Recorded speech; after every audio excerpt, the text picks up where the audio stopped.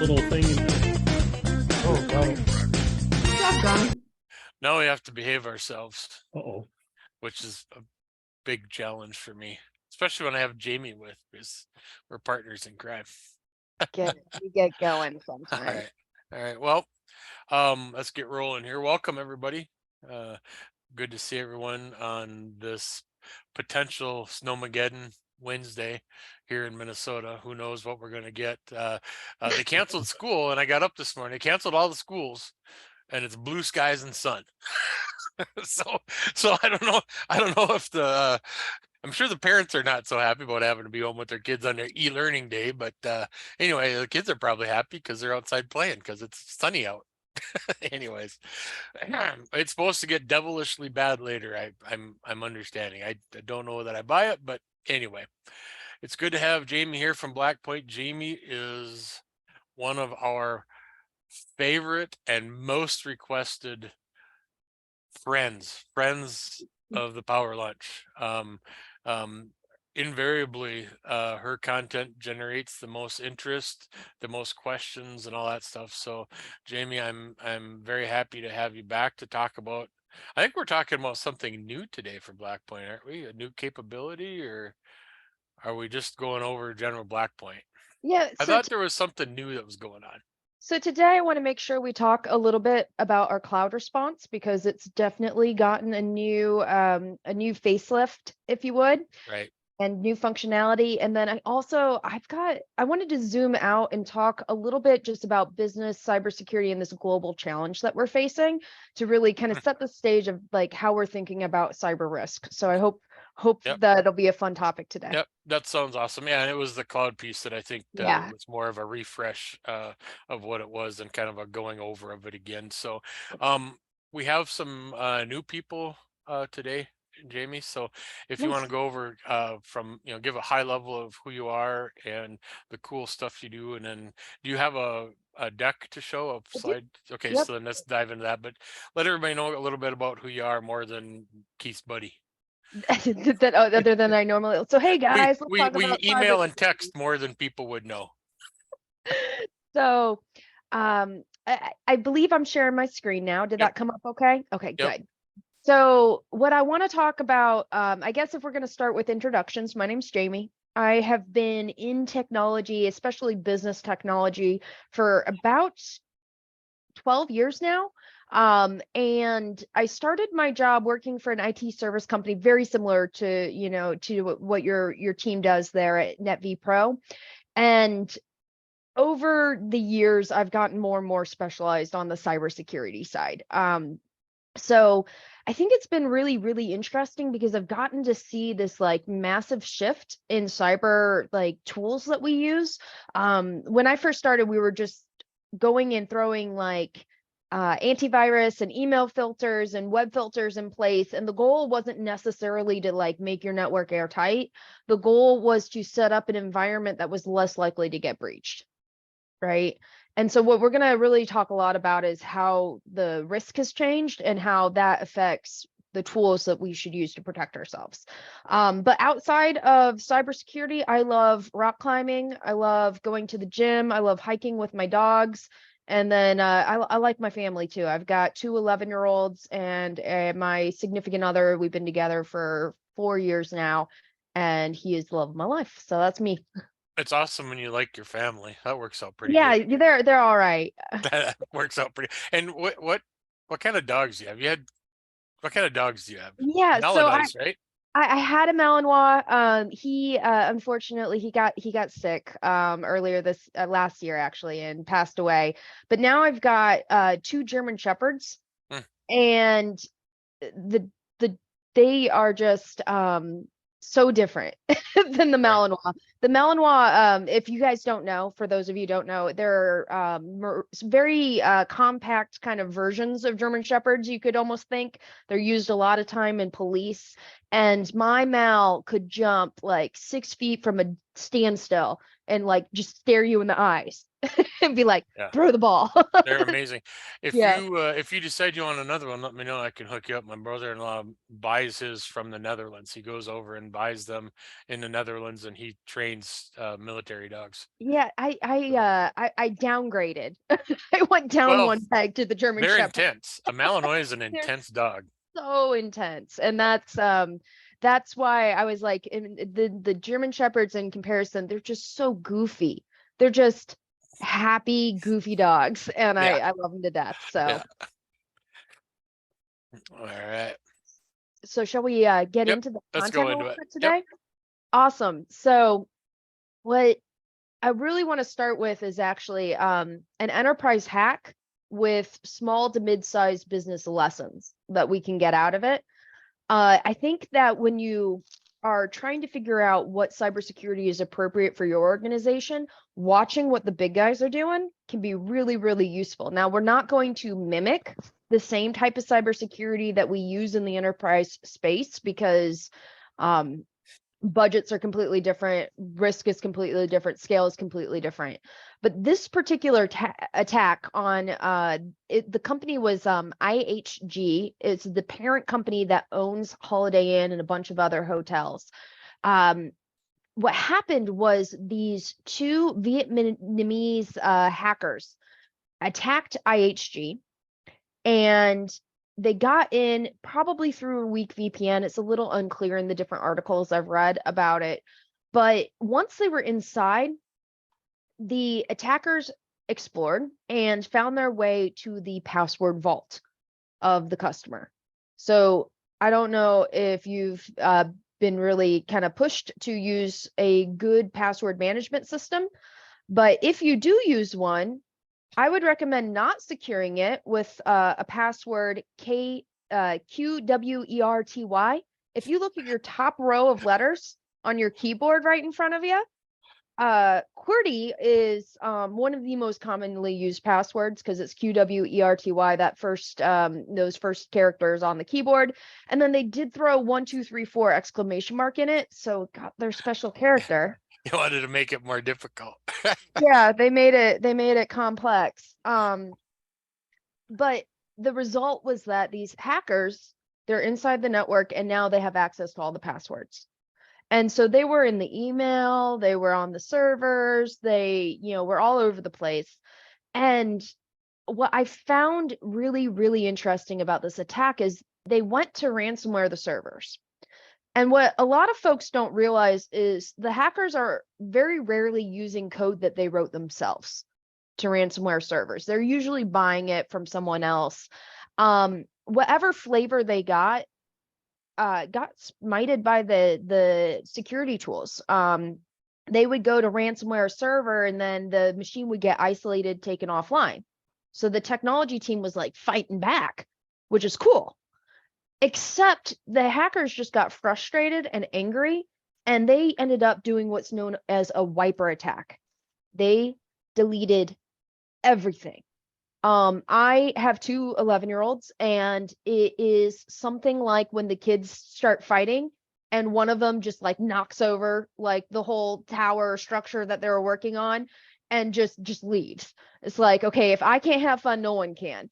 So these attackers didn't make any money off of this attack. And furthermore, they went to the BBC and reported to the news, hey, look, here's proof, and they showed the emails and they showed the data that they had.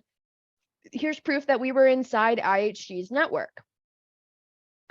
IHG confirmed, yeah, that's us. That really happened. They were able to recover from backup, but it still disrupted the systems that are used for bookings and for check-ins. So can you imagine a huge hotel chain like Holiday Inn not able, even for a limited time, to be able to book hotel stays? Like that's massive impact to their bottom line, right? And can you imagine all the people? Because I know I travel a lot for my job and I am not my best self when I'm standing in line to like check into my hotel. Like, can you imagine not being able to check in because a hacker had knocked out the system, right? So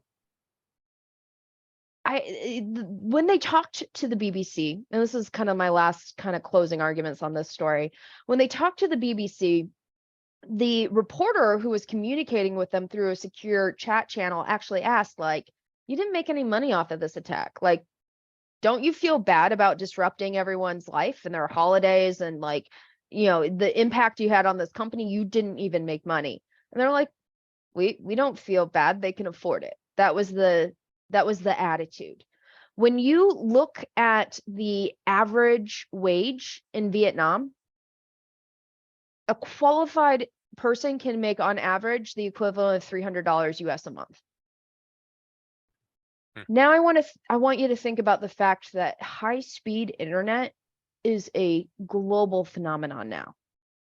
There are satellites, there is in really well-developed nations that have high-speed internet, and poorly developed nations they have high-speed internet. It is ubiquitous now. And so what this means is that all across this world, folks that could make a legitimate $300 a month have access to a particular potential revenue chain stream that is much more lucrative, right? And then add on that many of these folks live in regions that either cannot, because they don't have the resources, or will not, because they don't have the will, persecute cybercrime, right? And then just throw in that wage just spared. Wow. I don't know what word I was going for, but I didn't get it. But the wage inequality, if you would, right? In some of these places in the world, they don't have as much money, so they are highly motivated. Hacking is a $1 trillion industry, right? And so when you mix those three things in, the tools that we used back when I started 10, 15 years ago aren't enough to offset that kind of problem, right? And I love this story because not only did the attackers not actually successfully ransomware the environment, but you see all three of those elements at play. They didn't care about talking to the news. They weren't going to get caught, right? They didn't have very much money. They were definitely motivated, and they were across the world from the headquarters that they targeted. This is definitely a lesson that even if we're not trying to protect our, multi-billion-dollar industry, we can still learn from this. So this comes to a very simplistic drawing of how to think about cyber risk. And I ask you all to forgive me for the stick figures. I'm not extremely artistic, right? But I love this image because I will all of the time in cyber conversations have conversations with people who are either blowing up some very low probability, very low impact kind of thing that they're afraid could happen to them. Like, what if a virus comes in on someone's cell phone and migrates to my server?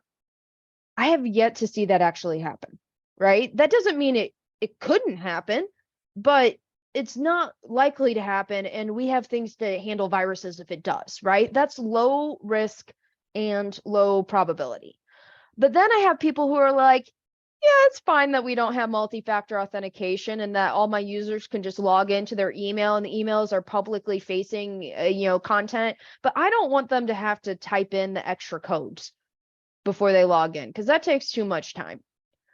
Okay, this is high probability that someone's going to try to break into your email account. And if they do, it's high impact if they get it, right? So when we combine these kind of ideas, we really need to think about risk carefully and to think about the things that can go wrong and figure out where we map them. Have you guys had any conversations about this? Does this resonate at all?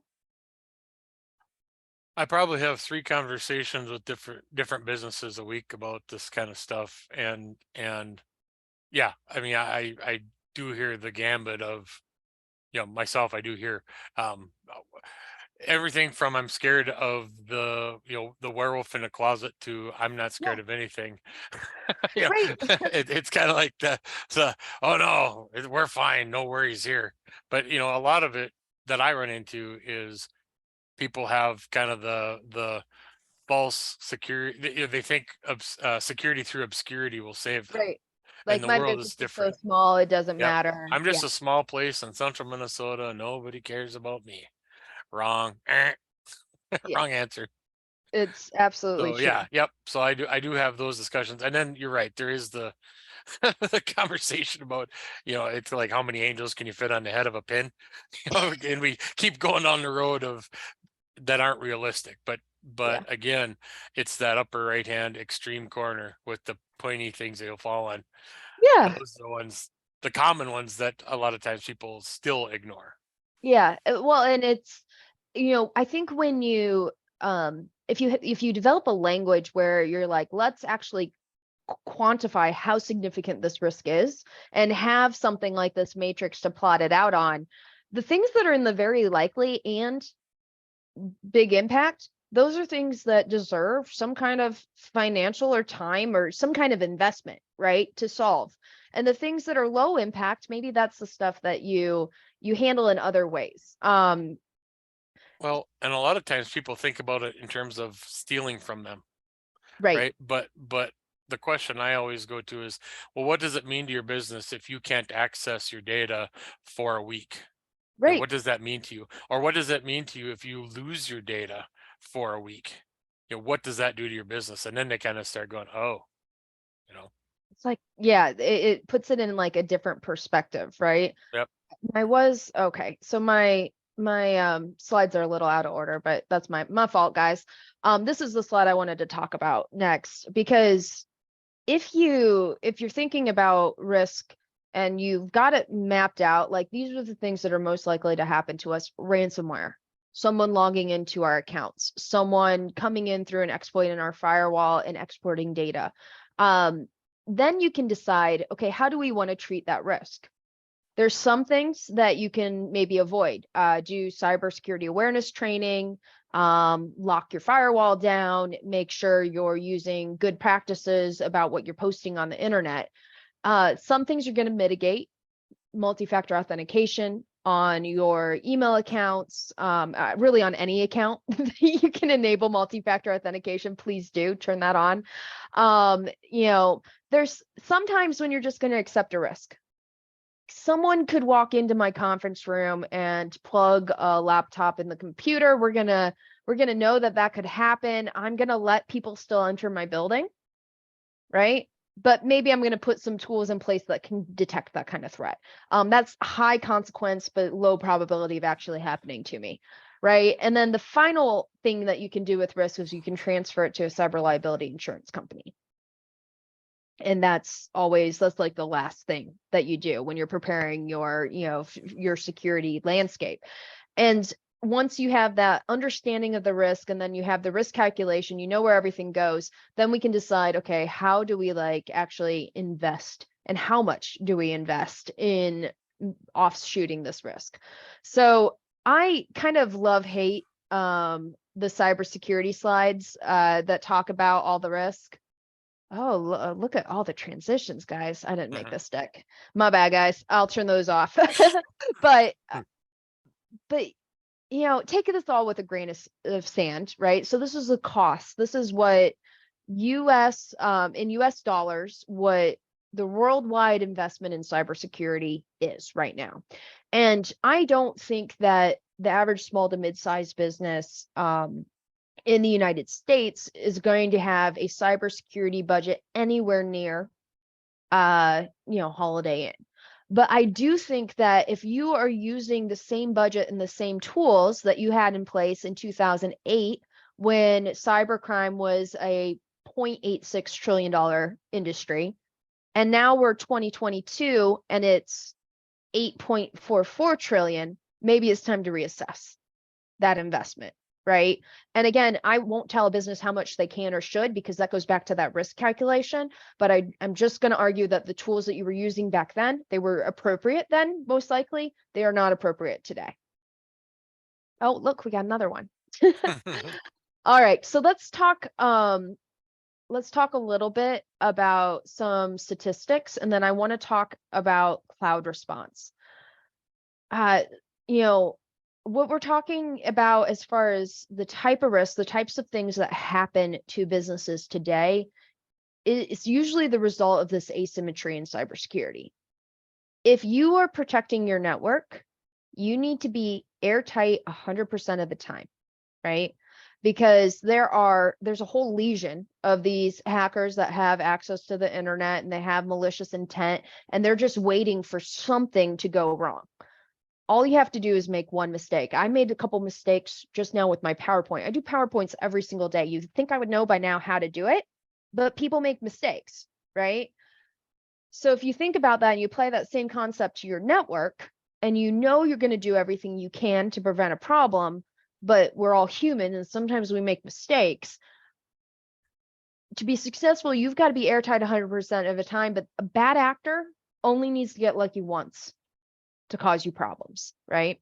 So what we find when we deploy our technology into environments, our MDR technology, and just as a background for those of you joining us, Blackpoint does managed detection and response. We're using our own security tools, and we're ingesting your antivirus alerts, and we are ingesting your Microsoft 365 data. And what we're looking for are behaviors, not necessarily viruses, because viruses change, not necessarily the type of breach, because those change all the time, the exploit, but we're looking for the behaviors on the computer that indicate that there's something wrong. I think that's an important point, and I can't emphasize it enough. The concept of behavior versus the concept of signature, right? Because when you think about classic antivirus, it's like driving to work looking in a rearview mirror. It's Right. based on things that have happened in the past that we Yes. know about. When we look at behaviors, we're thinking about those things that indicate ill will that are occurring. So it contemplates future vision versus past vision. And I think that's a very important thing, because the signature might not be the same, but the actual tracks might not be the same, but the behaviors that are manifesting in that space will be similar. Right. Because that's exact, and that's what these statistics are actually showing. 86% of the time, Blackpoint stepped in and stopped a cyber attack on one of our customers' networks last year. 86% of the time, it was based off of tradecraft detection. So that is our agent on the machine picking up some change in the behavior and the use of that system and alerting our team to come respond. Only 14% of the attacks that we stopped was the result of a signature-based or malware-based detection. So this is a known bad malicious tool.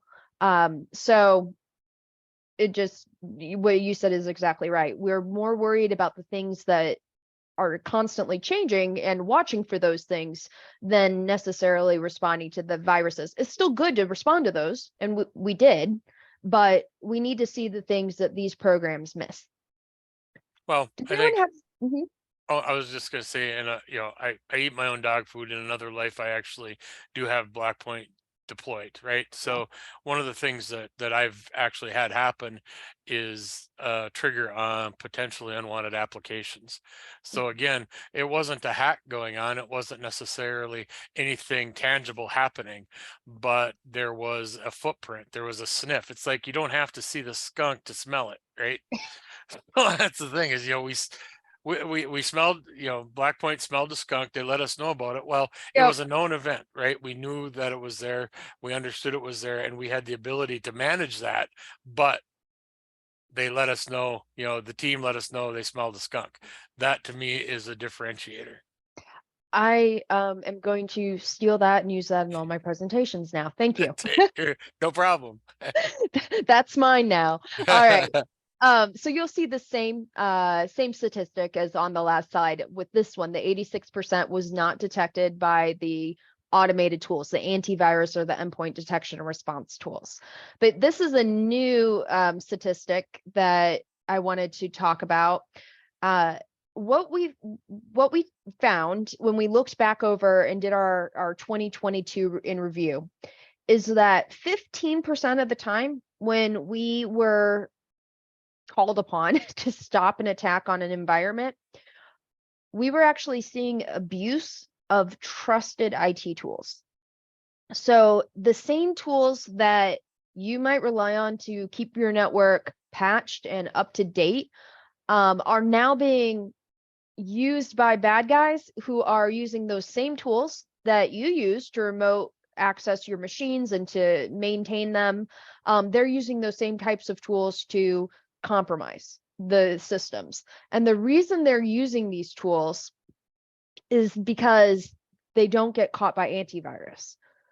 So if you are running a antivirus or an endpoint detection and response tool in your environment, you think, oh, good, I've got this thing that's going to automatically stop a virus from running. Hackers know that everyone uses those tools these days. They're actually quite good. And because of it, hackers don't just say, oh, okay, I'm done now, right? They find another way. And so the new way that they've found is to use tools that have signatures that are trusted, that are going to be whitelisted by these applications, and they'll just use those tools to carry out their mischief. So 15% of the attacks that we stopped had abuse of trusted, legitimate, perfectly fine tools. That's crazy. All right, we are talking, of course, about live off the land technique. So I was doing a presentation last week, and I was in person in Vegas at a crowd full of folks from John Deere. So this is a bunch of tractor dealerships. And I asked them, thinking that, you know, this was a rugged crew. I'm like, how many of you go backpacking or hiking? Not a single person, not a single person. There was probably 100 people in this room. And I'm like, okay, it's crickets. How many of you watch Survivor, Naked and Afraid? And then everyone's like, yeah, okay. All right. Well, in those shows. So that's a funny thing you mentioned, because I do watch Naked and Afraid. Oh my kids gosh. say I'm naked and they're afraid. So that's kind of a weird thing that happens there. Yeah. But I'm sorry. Okay, if you guys haven't seen that show, I'm sorry for even bringing it up, but it's awesome. I mean, they go out and they literally have nothing, and they have to like rub sticks together to make fire, and they have to get their water, and they have to boil their water, and they have to hunt for food. They're living off of the tools that are there, right? They're building their house out of sticks and mud and leaves and whatever. In hacking, hackers use those same concepts. So instead of going into an environment hard with a machete, right, that they brought from home, that they know is going to get caught right away by the metal detector, they're just going to walk in and they're going to pick up a chair off the ground and start smashing things with the chair, right? They're living off the land. They're using the tools that are already there in order to execute their attack. They also get in through social engineering. So if I'm going to try to get into your environment, it is much, much, much easier for me to spend 5 minutes learning about your business on LinkedIn and then try to trick one of your users into opening up the door than it is for me to try to technically work my way through your security, right? It's just like if I forget my keys and I'm trying to get into the building at work, I'm not going to like try to pick the lock. I'm just going to wait around until someone else comes in and then smile and say, hey, I forgot my keys. Can I come in? Right? They do the same thing. So these complex like hacking tools can actually be quite simple. I did that, and the people at Krispy Kreme asked me to leave again.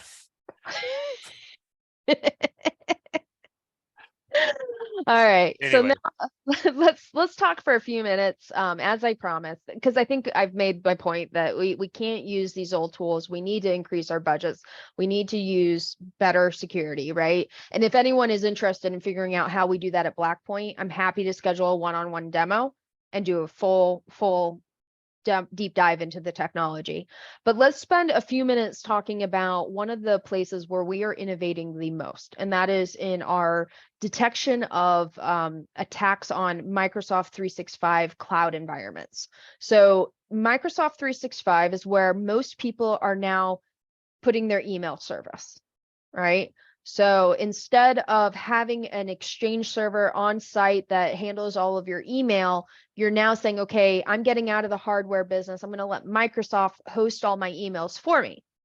And this is amazing because now your users can get their email from any device they want, from anywhere they want.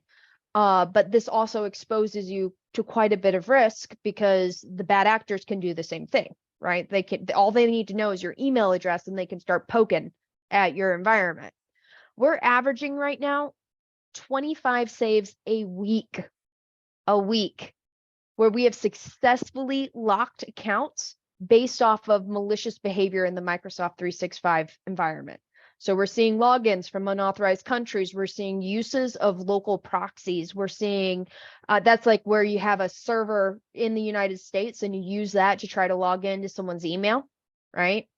And we're seeing mail forwarding rules getting created, and we're seeing enterprise apps, basically all those plugins that you can like set up for Microsoft 365 where it like syncs with your Salesforce, or it syncs, it maybe syncs your calendar so that you can send out calendar invites. Well, bad actors will create fake or flawed. It'll maybe do the thing that it says it's going to do, but it also does a whole lot more, right? And they'll get you to plug that into your email environments. So we're averaging 25 saves a week with our cloud response. So I think the advantages of the cloud should not be like overlooked. Fast adoption of services is easy to get things up into the cloud. You are not having to worry about managing the hardware. Exchange servers are expensive, right? They're beefy, they take a lot of juice. You're sharing the responsibility for maintaining the updates with the provider. It's really, really cool. Your software always stays up to date. That's awesome. You're always on the latest technology. That's great. But if it's misconfigured, the cloud can really put you at risk. Functionality changes quickly, which means you might have like changes made to your software that you're not fully aware of, and that could have negative impact to your security. It's very powerful and complex. Microsoft 365, it has so many features in it, and it can be configured so many different ways. And you can have security set at different levels for different users. And all of that complexity just makes it really, really easy to set something wrong, right? And then vulnerabilities, once they're known in these environments, they get exploited, and they get exploited very, very quickly, right? And so we have had over 458 security incidents over the past 6 months. And as I said, that's rapidly increasing. The types of attacks that we see are password spraying. So someone will take your email address off your website, or they'll guess first initial last name at your website, and then they'll just start trying all the different passwords. We do see multi-factor authentication bypass attacks. And if we go off a line, you know how I don't like to show actual hacking on these recorded events, but if we go offline, I can actually show an example of that here in a few minutes. And these types of attacks are leading to these incidents, right? And most of the attacks that we see are originating in China or Russia or the Netherlands. And really, it's probably not originating in the Netherlands, but it's probably routing through the Netherlands. So what we do to offset those things, I said it like right away, I'm going to say it again, multi-factor authentication, right? Even though it can be bypassed, this locks the door to 95% of your attackers, right? It's only the sophisticated ones that know how to get around it. So please turn that on if it's not already. And then the way you get this last risk mitigated is you do monitor the accounts 24/7, which is something that we do. Blackpoint with our cloud response has rolled out the feature where our team will actually respond around the clock. So if we see password spray that results in a successful login, an analyst is going to detect that activity and anytime, day or night, lock that account for you, right? So that bad actor is immediately taken out of your environment. And then as far as attacks originating overseas, I strongly recommend buying the higher up license with Microsoft that allows you to set up conditional access. What that means is it allows you to actually say, no one can log in to our network unless they're here in the United States, right? That again isn't foolproof, because what you see these actors doing is they'll get one of those servers locally, or they'll go to a data center here in the United States, create a virtual machine and start using that to log in. So it's not 100%, but again, we're knocking out 95% of the attacks. All right. We did a full write-up on this. I can make that available if anyone is interested in it. So I don't want to wax on poetic and bore everyone to death with my impassioned talks about the cloud. But what questions do we have? From the audience. Yep, from anyone, guys. Yeah, go ahead if you have any questions, because I do have a couple things that I have I guess a point, not so much a question, but just a thought, and get the group's opinion as well as Jamie. I listened to this program and he talks about 2FA all the time, 2FA, and how insecure that text messages are. And obviously they can be gathered in the clear if someone really wants. But I look at it and from my perspective say, well, someone would really have to be targeting you for that to be a problem.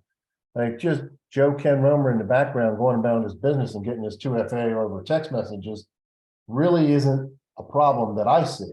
So I guess I'm just curious how everybody else feels about that.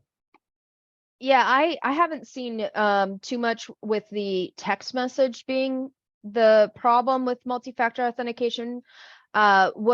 What I have seen be the problem is when you accidentally go to a website and you think you're on the Microsoft website, but it's really passing it through. And when you type in your code, that code is stolen. And so that's the example that, again, if we wrap up here fast enough when we stop the recording, I'd be happy to share with you. The other way we see multi-factor authentication get beat is when they just they spray you and they're just hoping someone in the organization accidentally hits approve. So you do these push notifications instead of text messages on your phones, and you get that little pop-up that says approve. And if you're not careful, if you're not paying attention, you could accidentally hit that. And if you try enough people in an organization, the likelihood that one of the people is going to make that mistake is greater. I think just when we're thinking about that cyber risk matrix, I agree with you. I think the someone stealing your text messages is that would be a high impact, low probability kind of thing. But using one of those other methods to bypass your multi-factor authentication, I think those are more likely to occur. I like that we use another skunk reference. Spray. Hey, I haven't got to talk. I have actually seen a text message. So social engineering attack against a carrier to steal somebody's phone number and bypass MFA. I've only encountered it live once. Out in the world once, but they social engineered Verizon to transfer the number to not authorized phone and use that as a second to approve it. Yeah, and to talk about your spraying attack, Cisco's latest breach was the result of just overloading an individual engineer until he approved a multi-factor authentication. So they had MFA correctly set up on their remote worker VPNs, and it got bypassed because somebody said yes to a prompt on their phone. That's crazy. I think I mentioned I was in Vegas and I had missed we do every Monday we do a sales meeting where we're saying, okay, I've got this coming in, I've got that coming in. It's the business, right, that I'm in.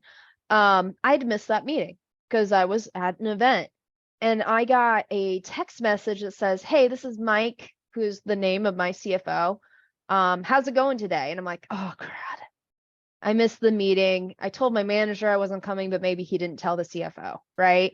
So I'm like, oh, it's going good. I'm just at the show, right? And he messages, he's like, well, I have a favor I need you to do real quick for me. And I'm like thinking, okay, you know, he needs me to go in and update my numbers. Then he goes, I need you to go to this link. And now I know this isn't my CFO, right? And I reached out to my team, and apparently a bunch of my coworkers, all of us who have our cell phone numbers in our email signatures, right? Had our cell phone numbers, and we were getting this message. So we all reported it. None of us actually fell for it, clicked the link. We handed it over to our adversary pursuit group.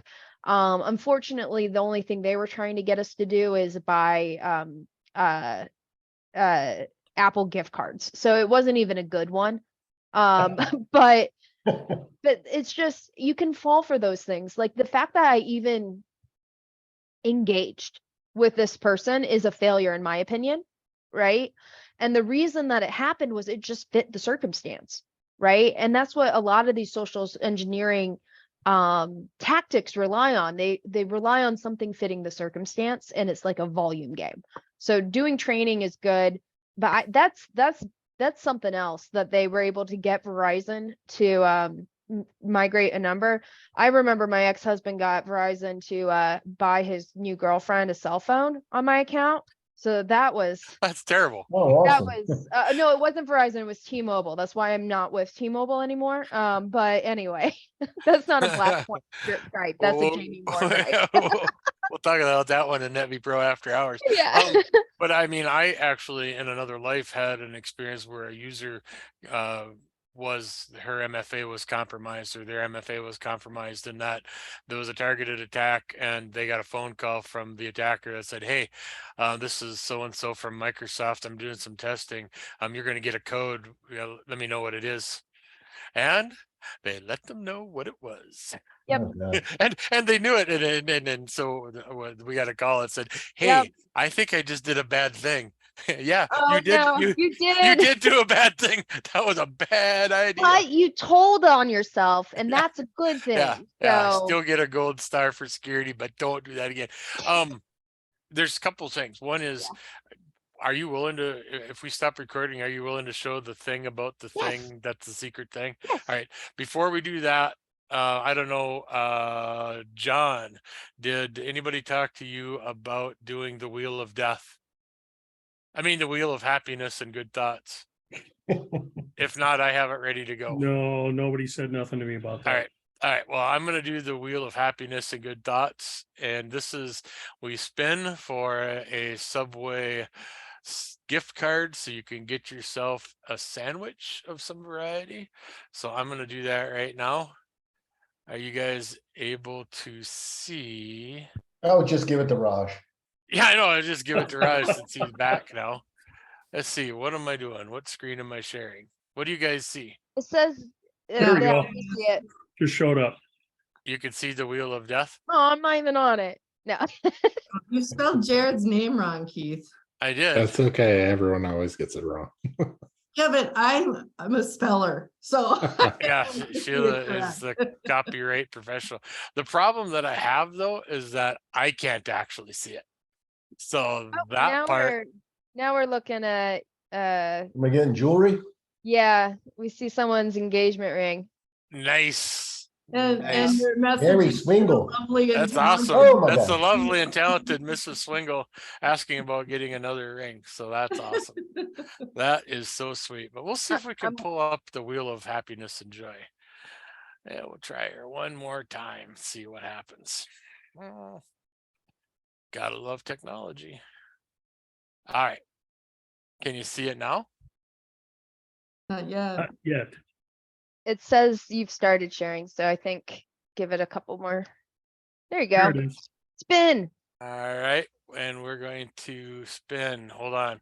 We're going to do this little clerical piece. We're going to make Jared all right. Oh, you Oh. skull and crossbones in there. Good job of You spelling. like that? Yeah. Yeah. All right, here we go. Round and round she goes. Where she stops, nobody knows. Is no. Rob, And got it. I don't mean to ruin it to Raj. Actually, Raj, I do have a plan for this. I have a Well, plan see if I whine long enough, eventually I'll win. So Raj, I think that we're gonna have a battle royal match between you and a guy who's not with us tonight, Denny. So we thought we would just have you guys actually fight it out in real life, and we'll Oh, film so I'm the default winner because Denny is. right. Just Denny's like- not here, so because Raj was might have been discrowned by Denny, but anyways, Ken, good job, great participation. Card will be coming your way, or you could just have Paul buy you some lunch. I think that one's better. Oh, there you All go. right, very good.